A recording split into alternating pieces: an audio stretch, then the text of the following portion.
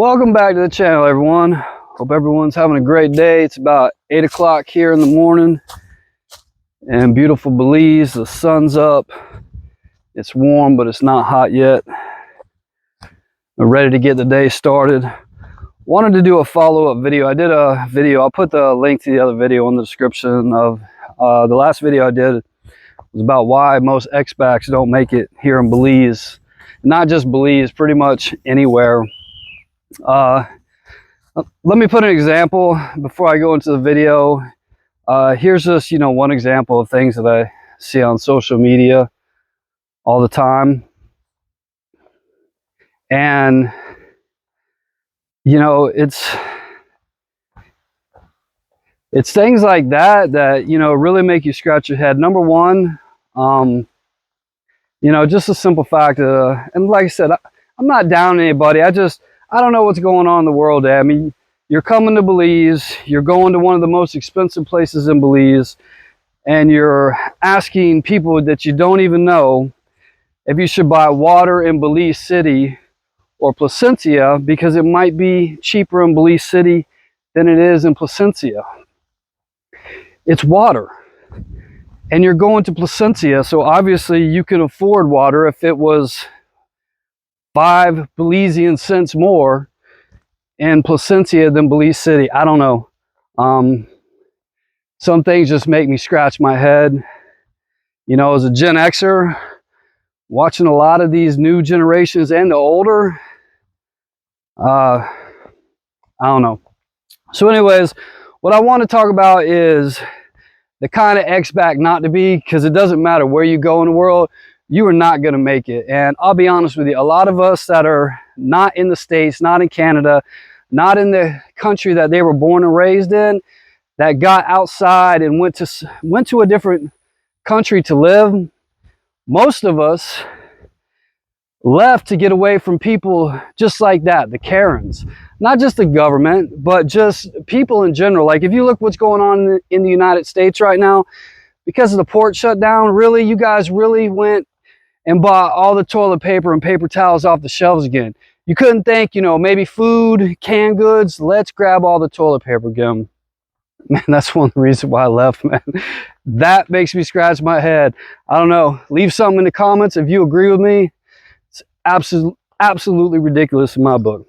But getting back to the whole Karen issue. So when me and my wife first got here, and of course, like I've said, vacationing in Belize and living in Belize is completely different.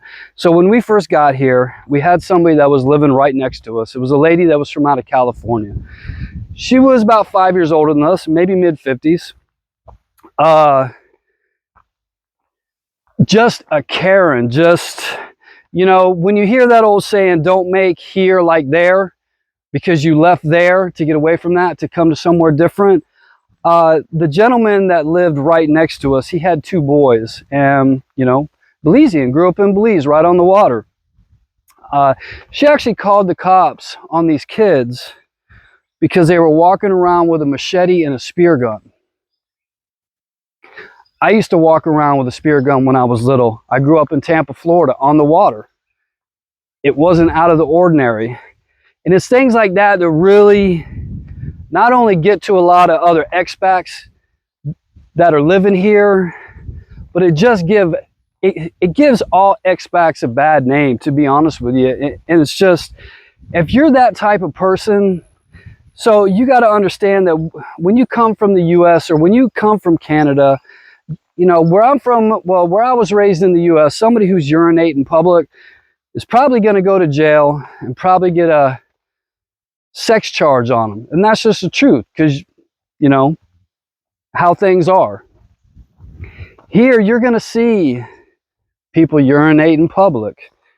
You're going to see half-clothed women bathing in the river. You're going to see freezer burn food. You're going to see corruption in the government and the police force. You are going to see expats ripping other expats off, and vice versa. Expats ripping off locals, and locals ripping off expats.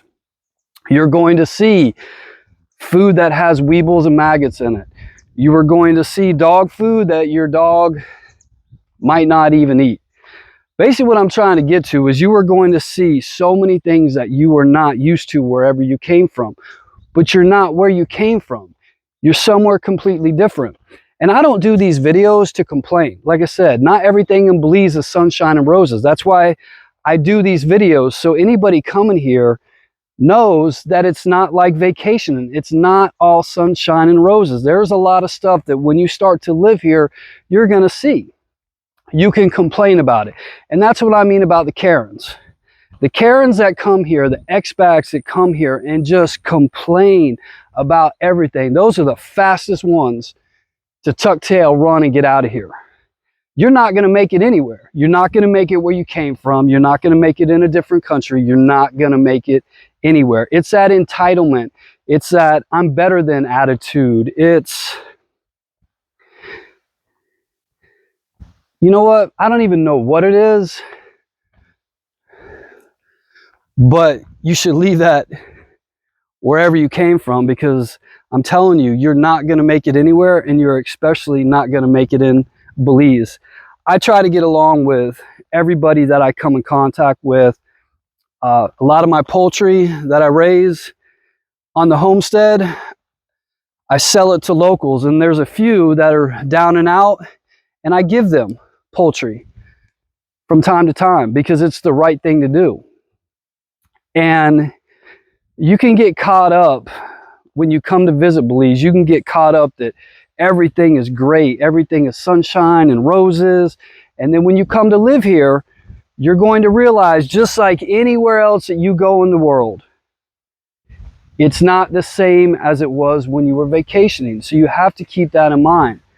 You can't come here and complain about everything. I could make endless videos complaining about what goes on in Belize just on a daily basis here, but I choose not to. I choose to bring up the points that I feel are important, not only for myself but other people that are thinking about coming here, but also that I feel matter to me and other people. And so far, the information that I've been putting out there, I'm actually surprised at a lot of the feedback that I get, and people are thankful of the information that I've been putting out there.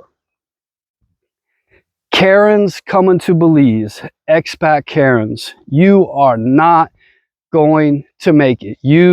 Belize is going to chew you up and spit you out. And not just the locals. I'm telling you this. A lot of the expats that are here in Belize, they left where they came from to get away from negativity, complainers, and expats that complain about everything. Who wants to be around that? I don't want to be around that. I walk into a store, I see bread that's moldy. I don't sit there and complain about it. It's in every single store. I find me a loaf that isn't moldy, or I just walk out. You hear about maggots sometimes and weevils in the food. Well, when you're here on vacation, you don't really pay attention to how a lot of food is taken care of and stored at these grocery stores. Once you live here and you actually are paying attention to those little details, like, well, why is the bags of flour sitting right next to the bags of dog food? Why do my dog food have weevils in it? Come on, man. Most of the stuff is on the slow boat from you know where. And that's just absolute truth. So you have to get used to it. You have to, I guess evolve would be a really good word. You have to evolve and you have to change who you are to fit in and to start accepting things like that. You know, I've watched people panic because they've seen people bathing in the rivers here. If you want my honest opinion, you're the problem, not them. If you're one of those people that's going to freak out, you know, that's the normal here. I saw two men taking a bath on Fort Lauderdale Beach at about sundown before. Now that was not normal. That was something to panic about. And not because it was two men, because it was Fort Lauderdale Beach. That doesn't happen. And that's what I mean. Here in Belize, you are going to see people bathing in the rivers. You are going to see people washing their clothes in the rivers. Oh, that brings me to another point. One of the second expats that I met here, when her and her husband came over, and she noticed that we didn't have a washer and dryer in the place that we were staying in. And she asked me, she was like, well, where do you wash your clothes? And I pointed out the kitchen sink and I said, I wash my clothes in the kitchen sink for now. The look of disgust on her face, like, you know, you wash your, yeah, wash my clothes in the sink. I'm not too proud.